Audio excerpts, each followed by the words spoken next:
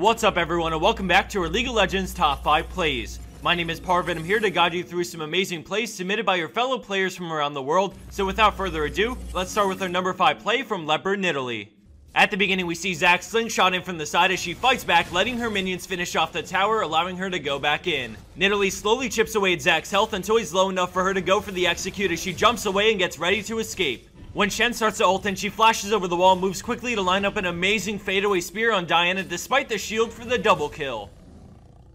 Coming in at her number 4 spot is ND_Rocky on Zed with a 1v5 to try and save his base. At the start we see him waste some time as they get on the Nexus turret, so he swaps in, immediately ulting the fed enemy Annie's. He swaps again to get knocked away and dodge Leona's ult. As he heads back in, he looks to take down Triss to slow down their push as he goes ham, forcing rocket jump and barrier, but with no more gap closers, he does his best to work his way through the enemy team, just barely bringing down Triss as his GA gets popped. He tries his best to draw attention away from the Nexus as he brings down Leona, but the Zhonya's from Elise allows their spiders to finish him off, but now we look to the Nexus to see if it was enough. Vlad and Janna rush in using Shurelya's as they immediately drop Elise and both get on the enemy Nocturne. Despite a noble attempt, Vlad gets the kill on Nocturne right before the Nexus dies. By not giving up, drawing attention and focusing down the enemy carries, he does just enough to save the Nexus with one auto attack to spare, and it allows his team to push down mid and win the game shortly after. Landing in at our number 3 spot is ElHater with a huge play on Morgana. We start things in the heart of the battle as 2 players on our team have already fallen. As the enemy team starts to dive on the friendly Elise, Morgana sees her opening and lands a beautiful 4-man ult, slowing them all as she follows briefly before using Zhonya's getting the Quadra stun. An immediate Tormented Soil kills one as she backs up and finishes off Sivir after the polymorph with a dark binding as Vi falls to the tower, giving her the triple. Left in a 2v2 and with Flash still up, Morgana moves in on the 2 remaining players. After some dancing around, Quinn gets engaged on, but with Elise there, they fight things out as the enemy Olaf goes down, followed by Nidalee shortly after. Although things were looking rough throughout the fight, ElHater hung onto her ult for the perfect moment, turning around the fight ultimately in her team's favor.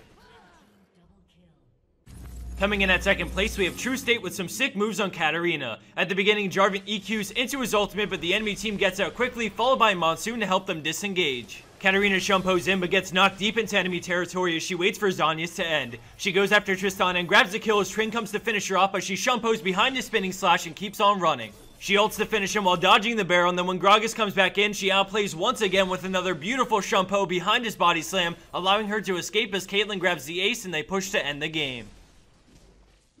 And for our number 1 pro play for this week, we have Inside Rowan on Riven. At the start, we see her pushing the enemy Nexus turrets as Orianna and Sona come to stop her. She pops her ultimate and goes ham on Orianna, forcing her to flash away, but the turret brings her really low, so she runs out in the open and gets ready to fight. She dashes in with Valor and chops her up, grabbing the first kill. With tons of cooldown reduction, she wastes no time and goes in again under the tower, grabbing the double kill off of Sona as Kennen approaches. She dodges the shuriken and keeps her distance from the tower while lifestealing from the creeps until her E comes back up and she goes in, dealing some damage with the stun and then backs out before the shield gets broken. After another dodge, her cooldowns come up and she goes back in to finish the job as she escapes with very little HP and lifesteals from the creeps. At this point, we've seen Inside Rowan display perfect knowledge of limitations of her champion as she weaved in and out of tower aggro range while dealing damage only when her cooldowns are available. This allowed her to deal damage without receiving any. When Corki balks in, she turns on him, stepping behind him to dodge the missile as she keeps on moving between auto attacks and try and avoid anything she can while bringing him down.